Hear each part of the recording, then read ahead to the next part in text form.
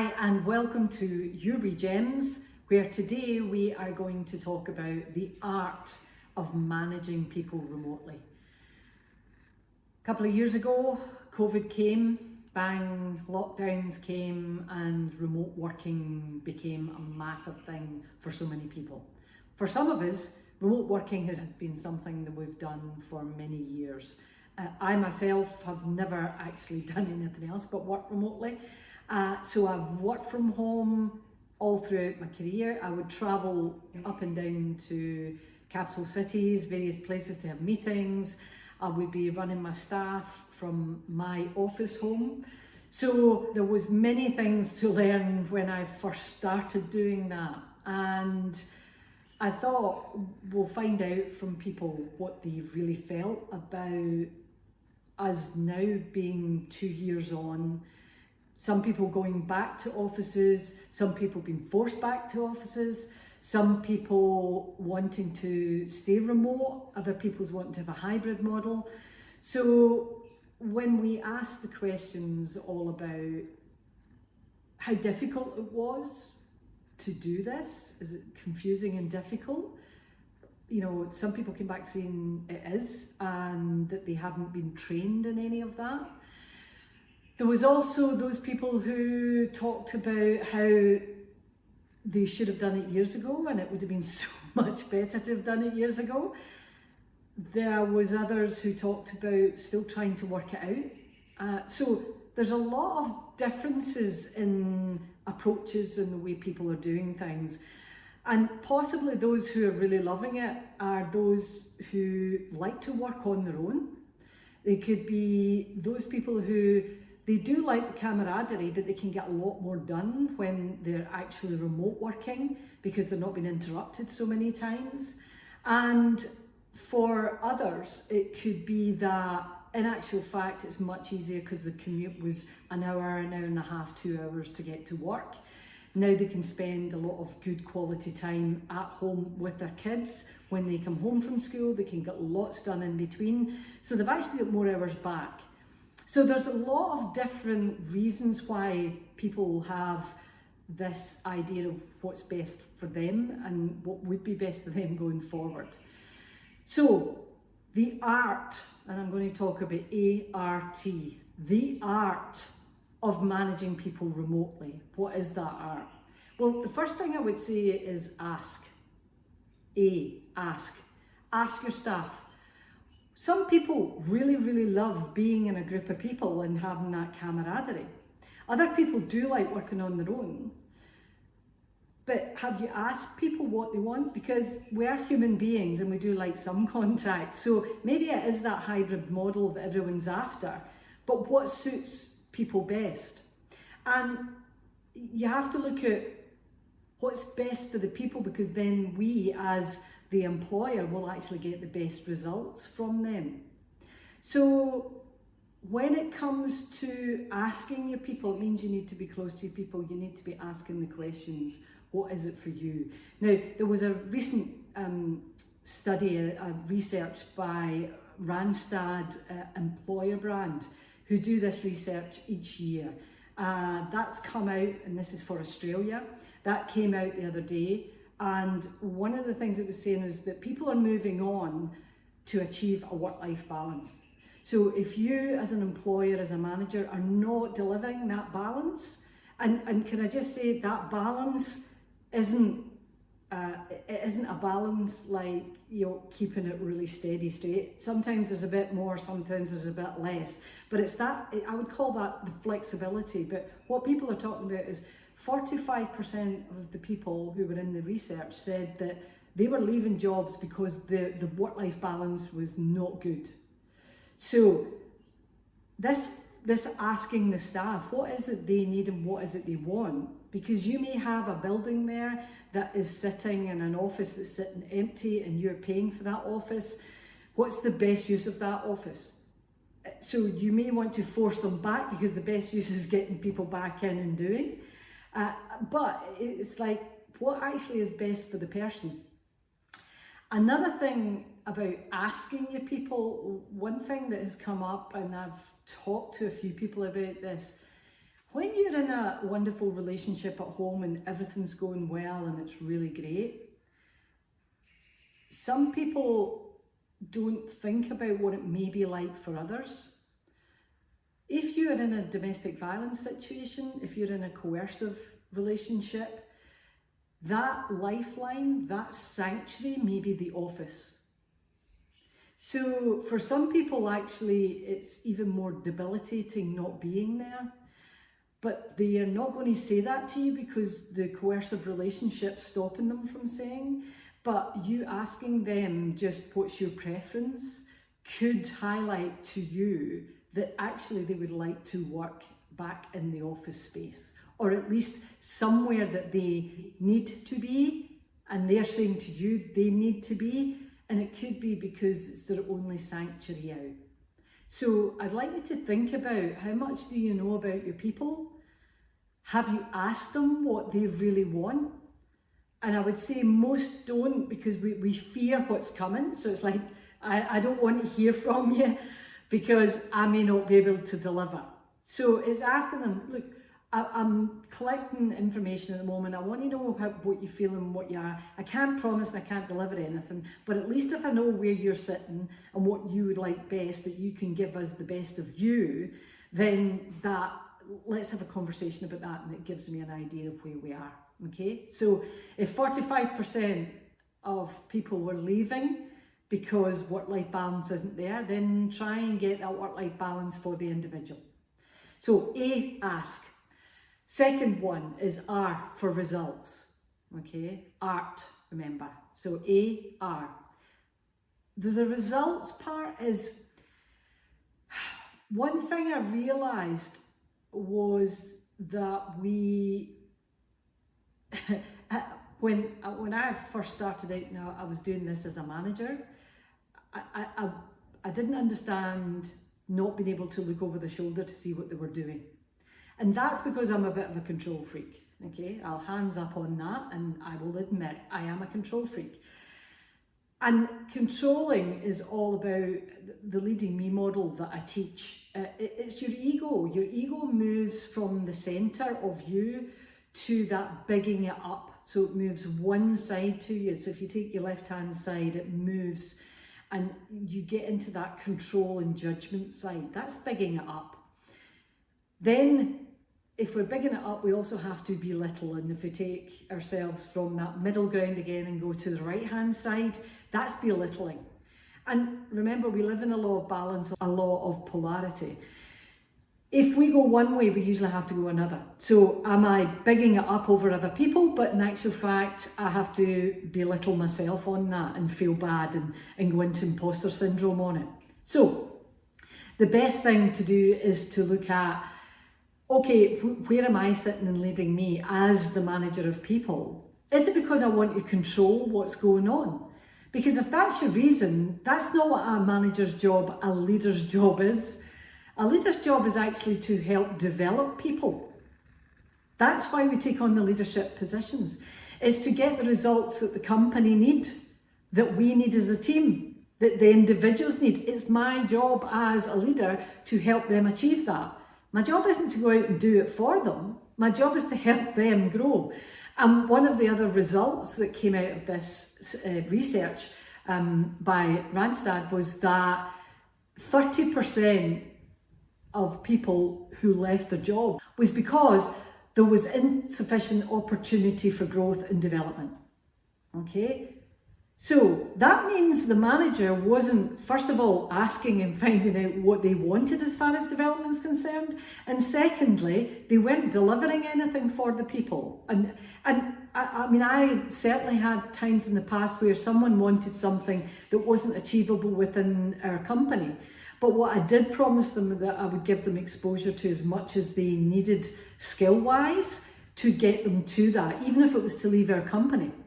Because I know then that person will be fully grateful, give me everything they've got in that time, because they are getting what they need as far as the development for that next role. so that they can then go on and then they'll talk great things about our company and what we do for people. And they may even, revolving door, come back in and do something further down the line. So it's this scarcity mentality of, well, I need to make sure you're doing it and be on top of you to make sure you do it. And guys, I wasn't a perfect manager. In fact, I ain't still no perfect manager. But at the beginning of my time in management, I got a lot wrong because I didn't understand it was about them, not me. Okay, I wasn't there to drive them to do it. I was there to support, develop them. If that was not possible, then we had to look at elsewhere and where they wanted to go. So, but always looking to help the person to achieve what they want will always give me, the company, the team, the results. Okay. So when we look at results, how do we do that? Well, we actually don't focus on inputs, which is what usually happens in an office, looking over somebody's shoulder. Oh, are they on the internet? Are they doing X? Are they doing Y? Even with the different formats that we connect with people virtually, are they at the computer? Are they away from the computer? I got to the stage I couldn't give a shit what my people were actually doing as long as I got the outputs, which was the result. So don't get me wrong, I would care if they were doing something unethical and immoral, but when it came to how they got their job done, if I'm clear about the KPIs, and this is the important part, me as the manager, I have to be very clear about the vision of the company, the vision of the team. I need to be really clear about what KPIs are expected of me and what are expected of my team. And I have to be able to be really good at communicating those to my team. If they don't have the clarity on that, then I have no right to be expecting them to be delivering. So one of the easiest ways again to do is to ask them. So, we've got these, what do you think that I'm expecting of you at this point in time? What are your KPIs? Tell me them back. What is the vision that we're going full steam ahead on? Right? If they can't answer that, that's your responsibility to make sure they know. Okay? So results is the R part, and we can get those results, and we can get them easily if we understand the people that we're working with, what truly motivates them. Not what you think motivates them, not what motivates you, so you assume that that's what's motivating them, but actually what really motivates my people. And then finding a way to build that environment. I always say that as a manager and as a leader, it's not my job to motivate anyone, because I cannot motivate anyone at all. I can only motivate Mags Bell. Okay? There is nobody on this earth I can motivate. I can inspire people to be motivated, and that's building that environment. So if I'm building the environment for the individuals to grow, and I'm building the environment for the team to grow as a team, then that is what's going to make it all the better. And for that, I want to touch on helping people grow both virtually and one-on-one. So when it comes to the results that we're looking for, and we're looking at the output rather than the input, having that regular contact with the team, 70% of my time was spent in the field with my team. So we're not at 70% because we're working more remotely now, but we need to build in a regular contact, whether that's on a one-to-one basis, a team basis, and I would say both of those need done. It's not just good enough to do a one-to-one with each person, but I would do one-to-ones each month with each person, and I would also do the link up where we get the team together. Now that was virtually. Sometimes we didn't have things like Zoom and Teams and that virtual video conferencing. We really only had telephone conferencing at the time. So we would get together telephone conferencing wise maybe every second week. But I was in touch with every single member of my staff every week, and also on a monthly basis. So I was spending time with them on a monthly basis. The getting of people together, the breaking of bread together, for me, that was one of the most important factors. At COVID, that couldn't be done unless people got ingenious ideas of getting your lunch around, your lunch at a table with all these faces and breaking bread that way. But there's nothing better than an in-person breaking of bread at a lunch, at a dinner where you've got people there. If it's an all-day meeting, that you've got people who are together, chatting, building those relationships. There is nothing better than that, even if it's only a half-day meeting. Being able to bring people together will always be such a great thing. The tea part of this, I'll also talk about how we do that. So it's making sure that when we come together, we're doing that in the best way possible for the team and for ourselves. Okay. The last of the art is tea. Okay, tea. That tea is training. And one of the things that came, and I think this is part of development as well as anything else, we often think development has to be specific to the next role, but in actual fact, development can be the training that is needed now because I don't feel comfortable at what I'm doing. I'm not sure how to do this. And this can be for managers who don't feel confident enough to be online doing this work, even though we were thrown into it. How much training have you had on online conversation, on bringing out the best of people in an online situation? How much training have you had on how to present in meetings and things like that? So the idea here is we need to make sure that we're giving the training and the right training to the people who really need it, because that erodes everything away. I remember in the middle of COVID, I remember doing a webinar. And at the end of the webinars, you're always measuring to see, how well people interacted and how well that they stuck to the end of the webinar. And I used to have quite a lot of good, I think it was about 80% of people would stay to the end of the webinar. So when I was doing this webinar in the middle of COVID, it ran over. So it was coming up to the top of the hour. I was very aware that it was a worldwide webinar. So I was very aware that there was people around the world who were going to meetings straight after our webinar. And I couldn't believe it. I said to the group, look, you've been so interactive. I've still got about 15 minutes left to do. Can I ask you to give me that extra 15 minutes? For those who can totally understand, just leave, and I had promised them it was a PDF, and I will send you that because you stayed to the end. So I'll send you that at the top of the hour as promised. But for those who can stay, can I ask, do you want me to cut it short or do you want me to finish this off? Just put in the box yes. And I had yes. So I carried on. That webinar went for 1 hour, 15 minutes. At the end of that webinar, there was still 94%, I think it was, it was in the 90s, people stayed online for that webinar. And I'm like, I thought to myself, what's that about? And I know it was good content. I know that people were very interactive. I know it was very good, but I'm not sure why this was even better than it normally is. And I knew there was something more, right? It's like, yeah, you can do a good job, but you're like, there's something else here. I'm not quite sure what it is.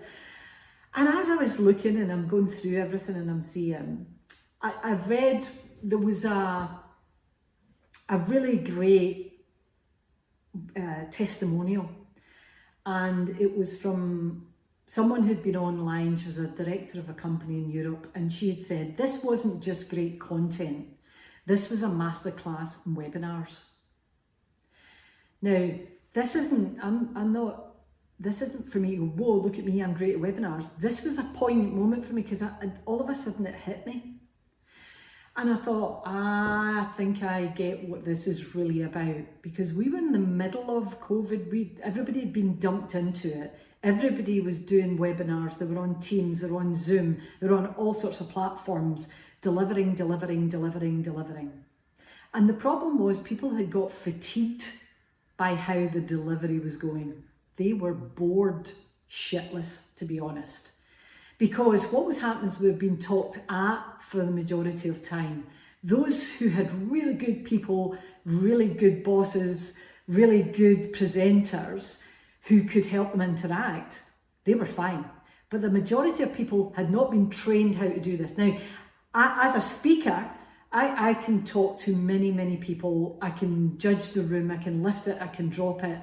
That's fine. On a webinar, you cannot see anyone, you don't know what's going on, and it can be quite daunting.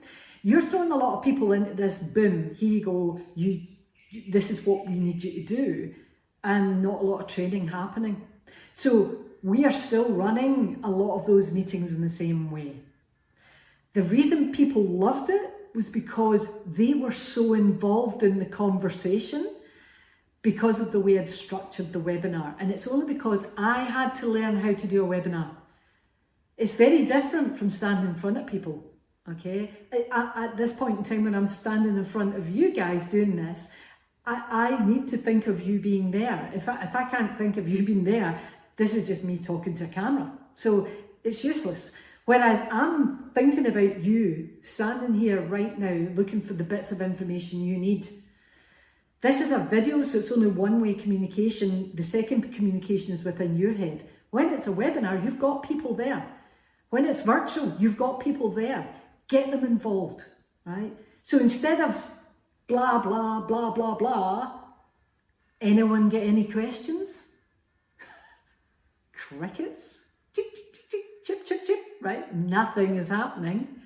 Well, the reason is you're not actually allowing it. They just cannot wait to get off that call, right? They want to go. So we have to look at how are we delivering? What are we doing? Can we make this fun? Can we involve people in it? Can we give other people the chance to do this? Can we train them how to do it? But that means we have to be trained to do it. And do we understand what is it that psychologically hits the parts? And are we using the best of this virtual world? So stop asking the question at the end of it, anyone get any questions? And start seeding questions intentionally through asking people to come in and chat. And even if that's a chat where they're just writing, this was a webinar, people couldn't speak. It wasn't even a Zoom call or a Teams call where people can comment. We must give people the chance and the opportunity. So training, make the training fun. Make the communications fun. It's not meant to be boring batshit, right? If it's boring as batshit, then don't do it. Find somebody else who'll do it for you or with you, right? Find somebody in the team who love doing this stuff and bringing new ideas to the table. Sometimes as managers, we keep thinking we need to have the answers and we don't, okay? So that's the 3 areas we're going to go to. Ask your staff, find out what is it they want. Results, what results are we looking to get, and then how can we actually help develop these people to give us the best results that they can in a remote setting. And also training, what training are we given? And if we're not given any, we need to sit down and look at who could train who out there. You know, there's plenty of people that are actually training in this virtual space. You know, go online, there's lots of resources on LinkedIn as well. And I'm going to come back to the points I was making earlier about the domestic violence. There's 2 people in particular that come to mind right now in the DV space. One is Janine Cunningham. Janine I've known for a long, long time. Janine's actually, she's great on financial wealth, and it's her love of this started of empowering women to become financially independent. But she started a wonderful organisation called Safe Haven, and that's for domestic violence women. So if you suspect that you have someone in your organisation and that is it, have a look at Safe Haven and link up with Janine and talk to her about possibly how you as a business can help them, but also that you can help the staff. There's another woman called Mel Thomas, and she runs an organisation, Q-Up. So it's KYUP. And that's really for young girls and young women who want to be empowered and have maybe been through quite a lot themselves. So if you are looking for a bit of help, there's always help at hand. These are just two, and I will put these in the comments for you so that you've got, you know, in the notes and links, I'll make sure that they're in there for you. But you can go on to anything and look up. It doesn't have to be you because you're not the expert in that field, but there's plenty of people that are who would be happy to help and be helped.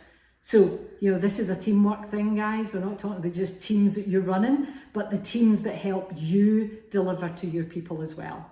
So, art, ask, results, and train.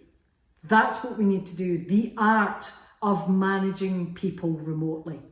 I hope this has helped. Any comments, anything you want to put down, if you want to subscribe, if you want to ask questions of me, thumbs up, love hearts, anything you wish, please let me know what you like, what you want, any comments, any suggestions. Happy to have these in the comments. As always, let me finish off by saying, stay true, stay you, and keep bringing out your brilliance. Bye for now.